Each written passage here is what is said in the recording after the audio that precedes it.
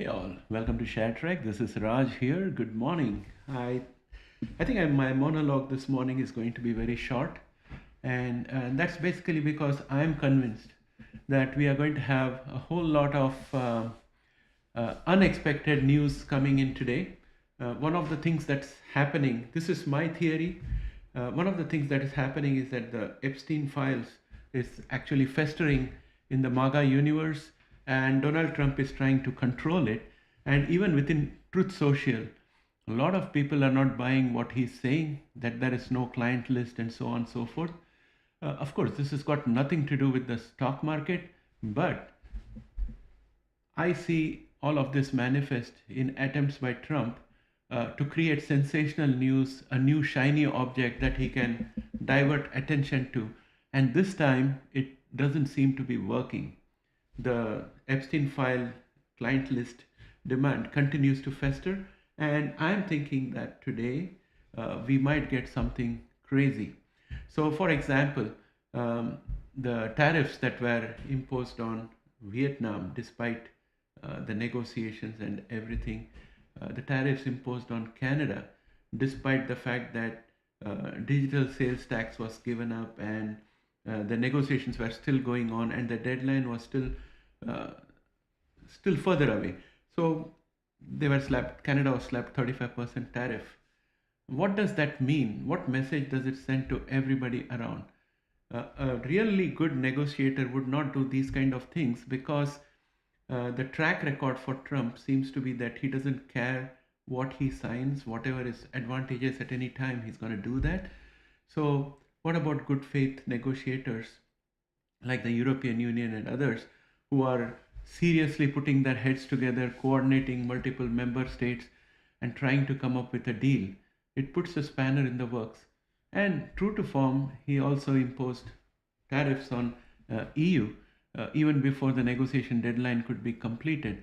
Now, all of these things do not appear rational when you look at it from the point of view of a rational president looking for rational outcomes and good faith negotiations. The only way all of this, only two ways in this, all of this can make sense is either Trump is crazy and he doesn't know what he's doing, or he's got dementia, or whatever you may call it, or it's a craven attempt to move attention away from the Epstein files issue, which is boiling. Right now, I am thinking that it's the Epstein files which is moving the market, and because that's what is moving Trump's action. If that logic holds true, I'm expecting today to be a very volatile trading day because Trump could announce anything in an attempt to jolt everybody and take the attention away from Epstein files. So, what are the things that could probably happen? Maybe some kind of military action somewhere. That's one possibility. And the areas where those things could happen is probably Middle East. We also have a Russia announcement by Trump due today. That could also probably throw a spanner in the works for retail investors like us who might get caught blindsided. There has been a lot of news reports about unusual market activities happening before Trump announcements, on the run up to Trump announcements, and there seems to be a bunch of people or a certain section of the investment community which seems to have an idea of what Trump is going to do, and that has been exposed in various YouTube channels that I have seen from time to time. They are tracking back to see what happened when tariff was announced, what happens when the deadline was postponed, and so on and so forth. And there is a steady stream of investors who have been able to make profits before Trump events. So, one of the things one should do, and I don't have the capability to do that, is to observe the options market and see how people are positioning themselves, and that probably will be a key of what's going to happen. But unfortunately, my technical knowledge of options is very limited. It's limited to covered calls, so I'm not able to look at all those data. But anyone who can do that may probably be seeing some things in advance and could take advantage of the situation. So that's my monologue for today. And having said that, let us go and have a look at some of the key aspects. Today, I don't want to look at all the stocks. I would definitely look at the stocks that you want me to look at. But one of my key focus area is going to be looking at the bond yields, looking at how gold is behaving, and looking at how dollar index is doing. And if my theories are right, I think the dollar index will show that the dollar is going down. The bond yields would show that the bond yields are going up, and gold has to strengthen. And we're already seeing a lot of strength in Bitcoin. These are all alternative potential assets. Bitcoin, though, has got a correlation with the stock market. So Bitcoin, I think, is in a transition moment where it is deciding whether it is going to behave as a risk asset or is it going to become a store of value during times of risk. So I wouldn't trust the Bitcoin bump too much at this point of time until Bitcoin proves to be resilient, because the correlation has not yet been totally broken. We'll find that when the market opens. But if Bitcoin breaks the correlation once, that is not enough. It has to be consistently breaking the correlation for me to believe that Bitcoin is now the store of value during times of risk. That said, let's go and have a look at the stock market indices. I'm going to take myself off the screen and we are going to come back. I'll be back on the screen so you can see me a little bit out here. This is my other camera. It doesn't have ISO control, so the brightness is too much, but we'll see. Let me go on to the charts. And these are the charts that we are looking at. Let me make it a single chart. And also I'm looking at the comment section where Hot Dog is saying, I'm not sure, I'll wait to see if it can hit 150K, but I think the leverage being used is concerning. Absolutely. The leverage being used is very concerning. A lot of people on leveraged ETFs as well. And yeah, I'm worried about that. And how can one negotiate with Trump in good faith? Even Japan is getting 25%, a country that could really hurt the US if they sell their bonds. Absolutely. Yeah, they are being very reckless. Nothing explains this other than either craziness or an attempt to move the media attention. So having said that, I'm looking at the S&P 500 futures and I can see that we are below our line of support of 6,283, which we had earlier. Right now we are at 6,284. So just on top of this line, I would consider this and the red line that you see out here, the wavy red line, which happens to be at 6,275 as support for S&P 500. And I have a feeling that we might break down below that, and the 21-day exponential, which is sitting at 6,194.33, should be giving us some kind of a support. And there are reasons why I'm believing those things. One is those tariffs that have been imposed during the weekend, and the fact that the bullish sentiment of the market is going down for S&P futures, and the bearish divergence which is still existing and screaming out at us that something is wrong. I think the market is moving on momentum and sentiment rather than fundamentals.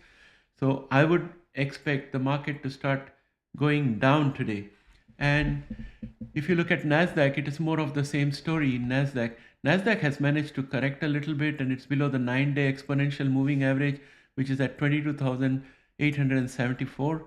Right now we are at 22,894. So that is similar situation like S&P 500. So I'm going to expect the 21-day exponential at 21,233.25 to be the support for today. Again, the chart is screaming that there is something bad happening in the background. Our bullish sentiment is dropping. Our bearish divergence continues to exist, but a little bit of amendment has happened out here. So I'm still looking at the downside. As I mentioned, I'm going to look at dollar index. Dollar index is starting to show a little bit of movement just on the downside. As you can see, I'm just magnifying this chart out here to show you that there is a red candle out here, which basically means we started the day much higher and we came down, and we have a support at 97.797. I'm expecting that by the time the day is over, if we don't get any bad news, we'll find support at this level. If we have some erratic statements from Trump trying to change the media narrative, then probably we'll see that we are going to break down below this very, very strong support at 97.79. It's very strong because it's the confluence of this minor line of support, the horizontal line, as well as the 21-day exponential moving average. Both of them are jointly offering a very strong support. Sentiment is still bullish, MACD is still bullish, but I would say that the momentum is not there. The momentum indicates the market interest, so it's not that great. Even if you look at S&P 500, you would see that the volumes are not as great as they used to be. The volumes are also much lesser. So I think the volumes also say that slowly the sentiment is weakening. Whatever we are seeing is, I think, a little bit precarious, especially with the volatile backdrop. Now, let me go on to look at the 10-year yields. They have gone up around 0.36%, and the 20-year yield has also gone up by 0.53%, and the 30-year yield has also gone up by 0.54%. And the common thing for the 20-year and the 30-year is they're edging towards the 5% mark. Anything above the 5% is a little bit of a problem. And also the 2-year by 10-year spread is above 0.5, it's at 0.51. So I think overall the market is saying that they're not very comfortable with what is happening in the US, whether it is the allegations that Fed Chair Powell has mismanaged the funds due to something simple as renovation. It's a very old building and it desperately needed renovation. And then Kevin Hassett saying that Trump can dismiss the Fed chair for cause. So all of these things leads us to believe that there is a move afoot to remove Fed Chair Powell and put somebody else in there. And if that kind of a thing happens, that's going to definitely have a toll on the dollar index as well as on the bond yields. So the bonds are sitting poised, ready to move in those direction. The dollar index also is probably looking at that and saying, yeah, things are not looking that great in here. So I can see those things happening out here. This again is a bull flag in formation, in my opinion. Let us see how things turn out. Momentum is above average out here. MACD is also bullish and the bearishness is getting away from here. So I think the yields are likely to move up further, which means that money will come out of the stock market. So I'm looking at the indicators out here and look at S&P 500, and we can see that we just dropped below this diagonal line of resistance yesterday and on the last trading day. So today 6,266.23 is the resistance, and then we have support from the 9-day and the 21-day exponential moving averages. We also have the bearish divergence to contend with, and we will note that the bullish sentiment is also going down. And if you look at Nasdaq, again the same story out here. The bearish divergence is there. Same for S&P 500. By mistake I said bullish. That is the bearish divergence we still have to contend with, and the dropping bullishness in the sentiment. All of them put together, and the risk of Trump making some announcements today.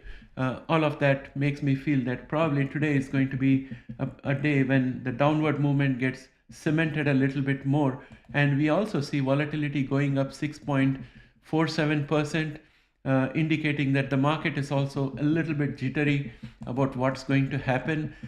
All those sentiments and momentum is now pausing for a little bit of a reality check. Then we have gold, which is up 0.34%. I think that gold is starting its move back up again, and probably I think I would like to examine the possibility of buying a little bit of ZGLD on my side and hold on to it for a while. One of the reasons why I'm a very slow getting into gold is because gold has the tendency of languishing for an extended period of time. But if Trump is going to make a lot of erratic moves like he did during the weekend with the long tweet or X or truth or whatever he made, I think that gold is likely to go up further. Silver is also moving up very sharply. So I'm thinking I should have a little bit invested back into gold. That said, I think if you look at QQQ, it indicates that the market is down 0.27% in pre-market trading. QQQ is down there, and we have the initial support from the 9-day exponential at around 500 and I think it's 551, and the 21 day at around 544.35. These are the two supports for today, and given the bearish divergence that we have out here, I think that it's quite plausible that we go below at least the 9-day exponential by the time we close the day. That's the way I'm looking at it, and PCC is almost neutral to mildly bullish put call ratio. Next, I would like to go into AI, and yeah, silver. Hot dog says I'm thinking of getting into silver. Yeah, silver still has a little upside, but I don't know how much more silver can go up. The reason I'm saying that is because silver is also predominantly an industrial material, and with all the tariffs coming in, if the supply chains are getting disrupted, and if production and other things go down, then the chances of silver staying high diminishes. Again, silver also has got a track record of stagnating for a long period of time before going up. I would be a little bit averse of holding silver at a very high price if it drops. So I would be careful with silver, but gold I think looks good. That's my personal opinion. Again, hot dog, that's what I'm thinking. You could investigate that a little bit more on your side. NVDA is down 0.03%. I'm thinking that if I look at everything that Trump has done so far, I'm not saying that Trump is corrupt, but if it walks like a duck and quacks like a duck, then probably it's a duck. So if you look at that pattern of the Trump visits and Trump tariffs and other things, there is always some hotel project or a crypto project by his sons and all going on in different places. So when NVIDIA touches 4 trillion and Jensen Huang visits the White House, I don't think anything good is going to come out of it. I would expect probably some kind of restriction on exports to China, if that is possible beyond what is already done, or some kind of a curb of export to the European Union on basis of national security or something like that. And probably that thing will go away and we would not know why.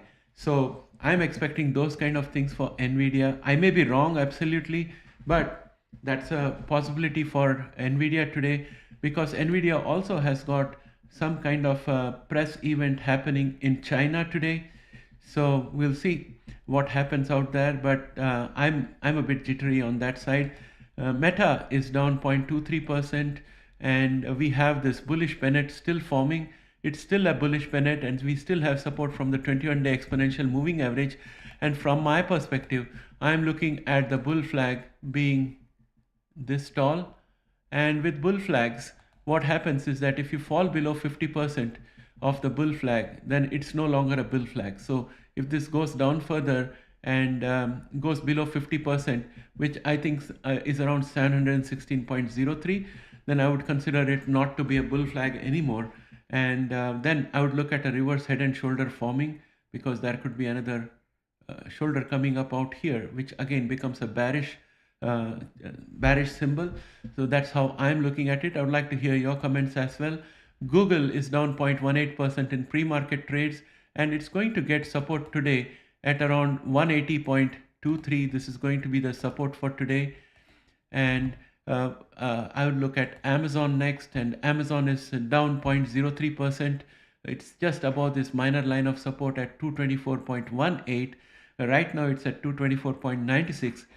But again, this is just a minor line of support. So I would say the support for today is going to be a very strong support at around 221.45 or something in that region, which would be the confluence of the diagonal line of support and the 9-day exponential moving average. I think that would be the support for Amazon today. And we have Apple. Apple is down 0.81% in pre-market trades, and it's fallen below the 100-day exponential, which is at 210.26. So that is going to be a big resistance for today, along with the horizontal line of resistance, which is the minor line of resistance at 213.90. And right now we are at 209.44. So those are the resistances that I see. And I'm seeing the support at the 9-day exponential, which is going to be somewhere around 209.58. But right now we have also fallen below that. So I don't know where it's going to open, so I'd leave the 9-day exponential as a bit suspect. And the horizontal line of support out here, which is happening to be at 207.21, would probably be the support for today.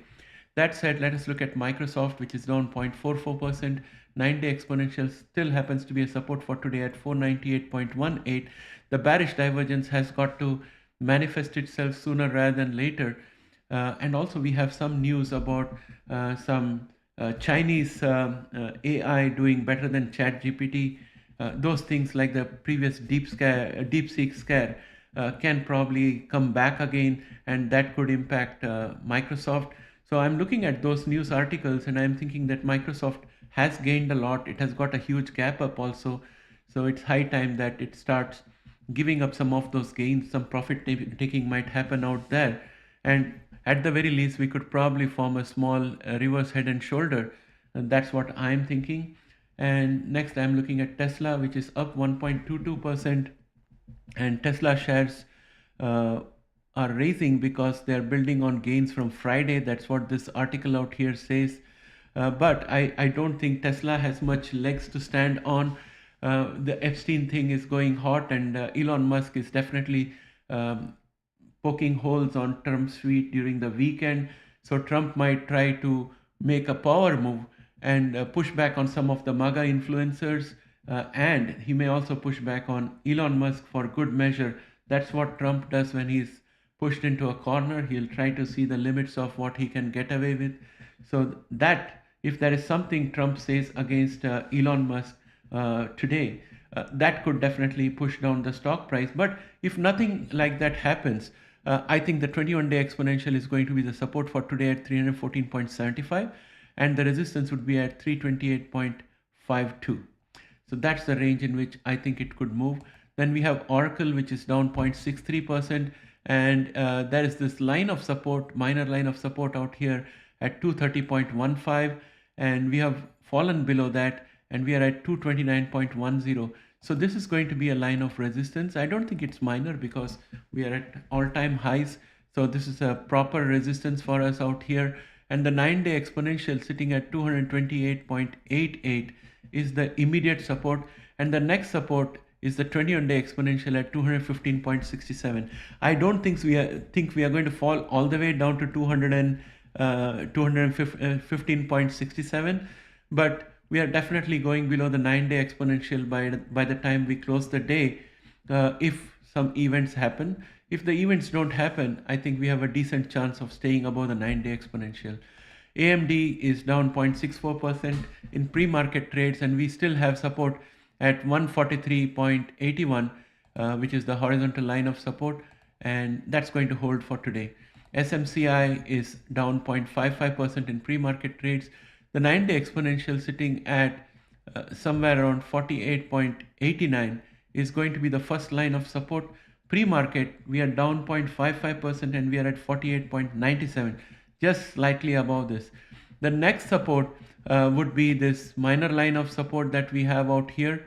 And also, I'm just going to tweak this a little bit and take it a little above to compensate for this green candle.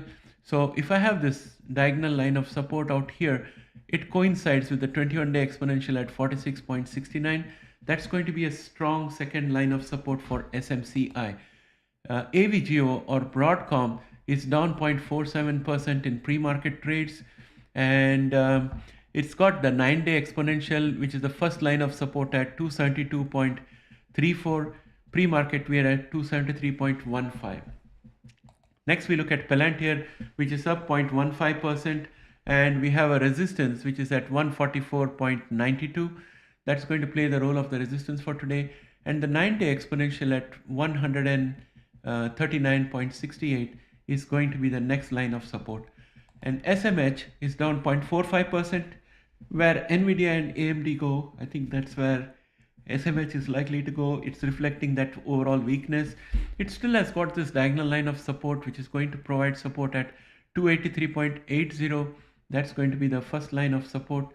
And right now we are at 286.20. Tempus AI is up 0.39%.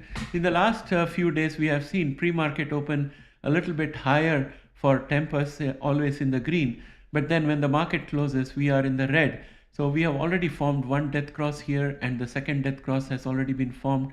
So I think the overall trend for Tempus AI is absolutely bearish. So even though we see this mornings out here, the mornings being green, I think end of the day we are going to be red for Tempus AI, because the overall sentiment is bearish, MACD is also bearish, and momentum is also weak. So let's see what happens when the market opens. Now, having said that, I want to go and have a look at Genomics, and we are looking at Prime. Prime is down 2.30%. Again, with Genomics, there is a high correlation with the indices. When the indices go down, Genomics goes down. So for that matter, all of the stocks out here, most of them are likely to open negative and stay negative, but they can turn around if the market goes positive. Remember, there's a whole lot of gains that has happened for Genomics, and Genomics investors are hungry and thirsty after holding on to a whole lot of losses. So today, some of them would be tempted not to test their luck further, and they may decide to go for calls, or they may decide to sell their shares. So expect a bit of consolidation and downward movement in all of the genomic stocks, most of the genomic stocks today. Next, let us look at Intelia. Intelia is down 2.38% in pre-market trades, and we have a support which is going to be at 11.28. Let us see where the support is. Yeah, the support is at 11.28, but pre-market we are already at 11.26. So I'm going to mark this as a resistance for today.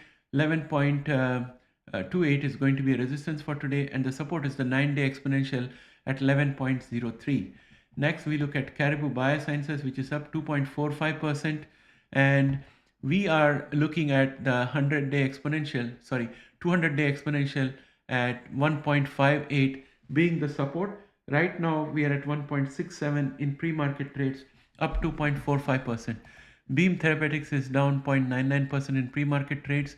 The 200-day exponential, which is at around 22.06, is going to be the support for the resistance for us, and the 100-day exponential moving average at 19.90 is going to be the support for us, along with the 9-day exponential at 20.09. So those are the two supports that we have for the day. Altimmune is down 0.97% in pre-market trades. I made a video on the weekend and released it this morning on Altimmune. I am just waiting for 2 more days before selling off the loss-making small holdings that I have of Altimmune, because overall I don't think it's in a good situation. I look at all the indicators out here and they are all bearish. So the chances are that by the end of the day today, I might decide to sell it. Verve is up 0.18% in pre-market trades, and we have this consolidation happening out here. The 9-day exponential is at 11.01. Right now we are at 11.05. I'm not too much worried about this, but if we fall below the 9-day exponential, I'll definitely start worrying about Verve a little bit. Right now, because of the deal with Eli Lilly and the prices being fixed, I think it's going to behave more like Bluebird Bio did, pending the transaction closing. Editas is down 0.35% in pre-market trades. The 9-day exponential at 2.72 is going to be the support for us today. Pre-market, we are at 2.87. Illumina is down 0.05%. I think Illumina should do relatively decent today. It has got profitability in its products, and it's got cutting-edge products. It's out of the Grail hangover. Everything is looking good, and also all the stakeholders are nicely lined up behind the CEO, who seems to be doing things properly. They have also got a tie-up with NVDA. Everything is looking good for Illumina. I would buy on weakness, and I'm thinking that Illumina is something that's pretty good. Unfortunately, Illumina doesn't appear on the Canadian side with CDRs, so my only option of buying Illumina is on the dollar side. That's why I'm holding back a little bit, because I'm weighing the dollar weakness, and I'm thinking, is it going to be worthwhile for me to get into Illumina at this stage, when I think we are at the very close of the rally and things are likely to turn south. So I'm going to hold on with to Illumina, not because of any other reason other than the dollar weakness and probably the index sentiments going down. CRISPR Therapeutics is down 1.41% in pre-market trades, and the 9-day exponential at 54.20 is going to provide support to us. and if I pull the regression channel further, I think it widens the band out here, but our median is somewhere around 37.41. That's the center of gravity. That's what is pulling CRISPR therapeutics. However, there are some really good positives for CRISPR that could happen in the next few weeks, because there's a lot of catalyst, as the CEO promised, that could happen during the year. And as the year continues to pass, and we have less and less months remaining, less and less weeks remaining in the year, the density of catalysts, probable catalysts, keeps on increasing. So there is a lot of positive catalyst in store for CRISPR therapeutics, which is likely to keep it way above this median, even though this median will start pulling it down. Next, we go to Allogene. It's up 2.34% in pre-market trades, and our resistance is at 1.36%, this horizontal line of resistance. Right now, we are at 1.31. Therefore, the 9-day exponential is going to perform the role of support at 1.23, along with the 21-day exponential at 1.24. Then we are looking at Grail. Grail is down 0.44% in pre-market trades, and the 50-day exponential sitting at 41.05 is going to be the resistance for today, and our support is going to be at 37.67, which is the minor line of support which we had drawn earlier. Next, we look at PACB, down 2.72% in pre-market trade, currently sitting at 1.43, and our resistance is going to be a very strong resistance, which is the 9-day exponential at 1.44, which also coincides with this minor line of support that we had out here. I'm going to convert into a regular resistance for us today. So that's going to be the resistance today. Next, we look at ARCG, which is down 0.49% in pre-market trades. We still happen to have support at 24.72. Right now, we are at 24.12. And next, let's look at Vertex. Vertex is down 0.61% in pre-market trades. And we have a support on the 9-day exponential, which is at 464.95. Pre-market, we are at 466.00. So that's the first level of support. And then we have support from the 100-day exponential at 460.84. Ginkgo Bioworks is flat in pre-market trades, but it has got a resistance at 21-day exponential at 10.12. Pre-market, we are at 9.98. And our support for today is going to be 9.39, which is the horizontal line of support. Unicure is up 0.42%, but the 9-day exponential at 14.30, let us see what it is, 14.50 is the first line of resistance. Right now, pre-market, we are at 14.46. So I think that we could probably break through above that, but unfortunately, the 21-day exponential at 14.57 is also joining the 9-day exponential. So the resistances are very strong for Unicure. So we'll see what happens when the market opens and how we go from there. Precision is another thing that I'm looking at very carefully. I have a little bit of a stake out there. Pre-market, it is flat in pre-market trading, but I'm hoping to take a little bit of profits and sell it off, because I think the market is getting much more riskier at this point of time. So friends, that kind of brings me to an end of this session today. If you have any ideas or suggestions for me, I would be looking forward to hear that. If not, if you don't have a ticker for me to look at, then I would like to end this video, go have my breakfast, and come back to prepare my next video for the day. Thanks a lot for joining me, Hot Dog, and I'll catch up with you guys again in the next video. Bye for now.